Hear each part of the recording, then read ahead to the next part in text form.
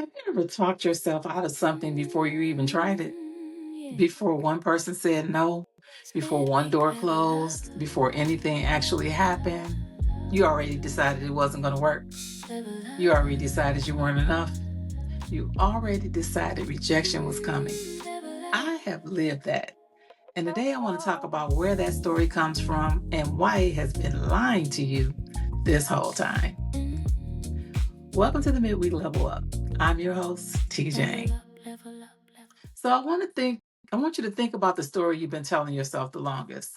The one that starts with, I've always been, or I could never, or that's just how I am. That story has a history. It has a beginning, a moment, a season, a person who planted it, and somewhere along the way you picked it up, carried it, and started repeating it until it felt like truth, until it felt like fact, until it felt like you. But here's what I need you to hear today. A story you inherited is not the same as a truth God ordained. Someone else's rejection of you is not God's assessment of you. A painful chapter is not the whole book. Today, we're untangling those things, what happened to you, and who you actually are. I can trace almost every limiting belief I carry to a specific moment. Something someone said, something that happened, a season that broke something in me.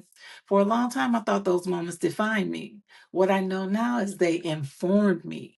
There's a difference, and that difference is everything. So, your past is data, not destiny.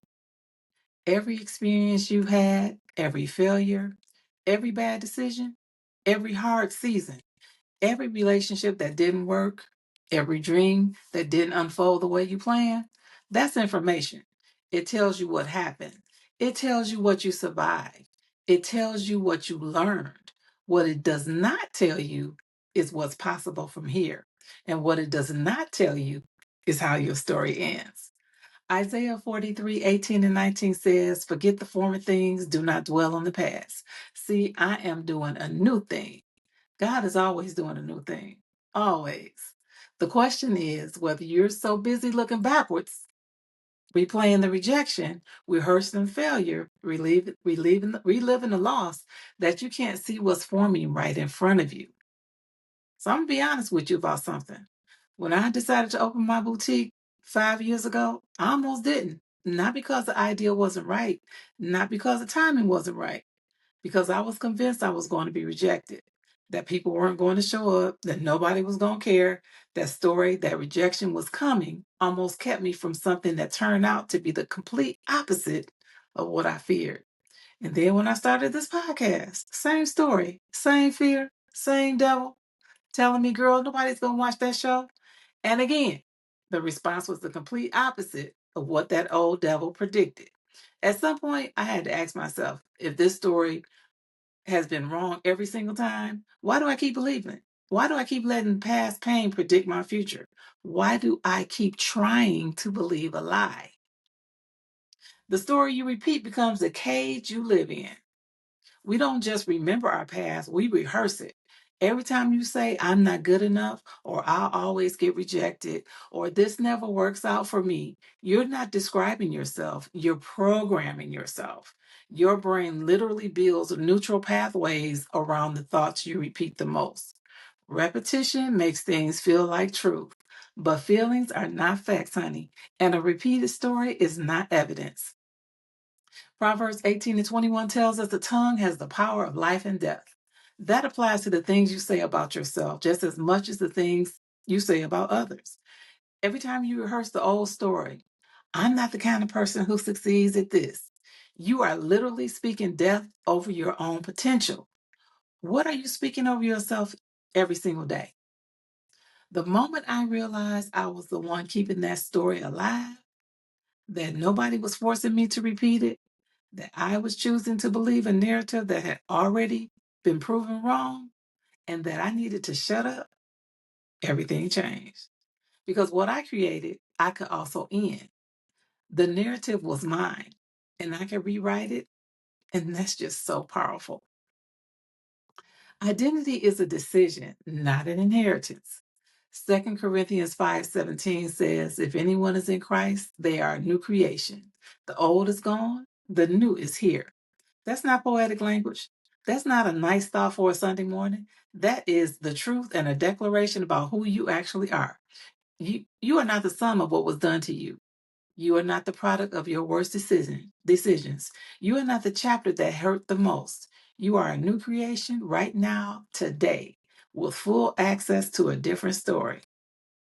You don't need anyone's permission to step into what God already says you are. You don't need to earn it. You don't need to wait until the fear goes away. You just need to believe it enough to start acting like it's true. And sometimes acting like it's true is what creates the belief. I remember the first time I showed up for something I was convinced I'd be rejected from, and I wasn't. And then I showed up again, and I wasn't rejected then either. And slowly, I started to build a different story. Not because the fear disappeared overnight, but because I had new evidence, real evidence, that the old story was a lie. You have to start collecting that evidence. You collect it by showing up anyway. Healing is not linear, and that's okay. Here's something nobody talks about enough. You can be free from your past and still have hard days. I know I do. You can have done the work and still be triggered sometimes. You can know who you are in God and still feel the old stories pull at you on a bad Tuesday. That is not failure. That's the human experience.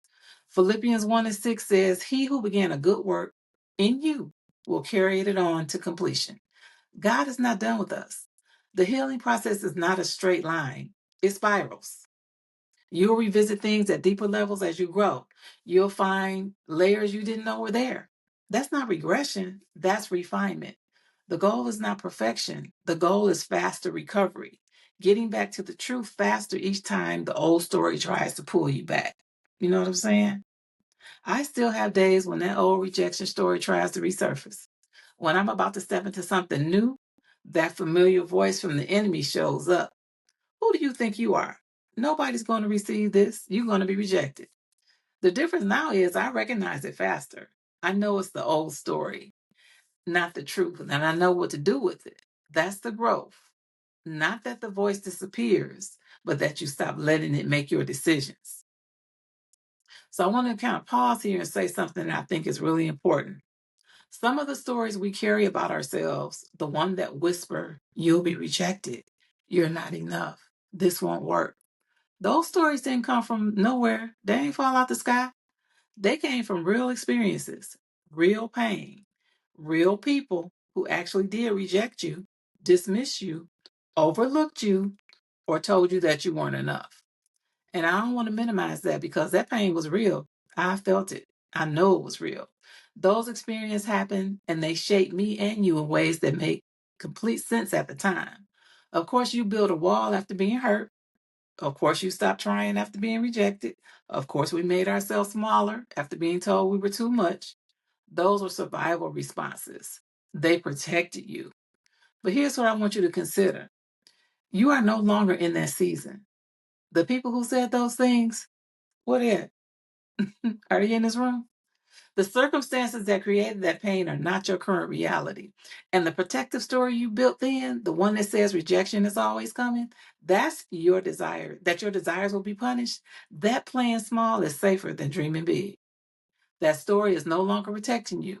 Now it's limiting you. And there's a difference between a story that once kept you safe and a story that is now keeping you stuck. Feel me? Think about Peter, a man who denied Jesus three times on the worst night of his life. He failed the person he loved the most, publicly, undeniably. And yet Jesus didn't define him by that moment.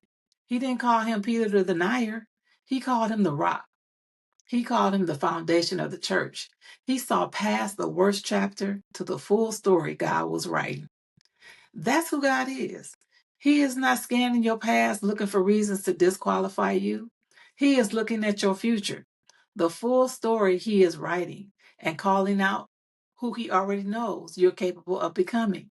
The same God who looked at Peter after his failure and still called him a rock is looking at you and me. And what he sees is not your worst chapter. He sees the whole book, and the whole book is good.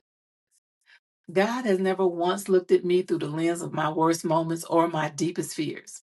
I've had to learn to extend myself some grace. Not excuse the past, not pretend it didn't happen, but refuse to let it have the final word because it doesn't get the final word. God does. And his word over us is good. The past didn't build a ceiling over you. Ain't nothing over your head. Our pastor used to preach that. Ain't nothing over your head. You've just been standing under it voluntarily. You've been letting a story that was proven wrong by your boutique, by this podcast, by every time you showed up and the rejection you feared didn't come, you've been letting that story run your life anyway. Today, that changes. Not because the fear disappears, but because you decide that the evidence of what God has actually done in your life is louder than the story of what you were afraid might happen. He's been showing you the truth the whole time. It's time to believe it. So this week, I want you to do two things. First, write down one story you've been telling yourself for years. One, I've always been, or I could never. Then next to it, write, that was the end. God says otherwise, and the evidence agrees. Number two, write down one time you showed up for something you were afraid of, and it didn't go the way fear said it would. Put those two things next to each other and let the evidence speak louder than the enemy ever could, because it's been speaking all along. You just have to listen. So y'all showed up for my boutique, you shown up for the podcast, and you shown up for midweek today. Every time you've shown up, God has shown up with you. Keep going, keep leveling up, and don't forget to hit that subscribe button. This has been the Midweek Level Up. Keep going up. And don't forget to stay tuned for season 3 of Giving Them Something to Talk About. We'll talk to you soon.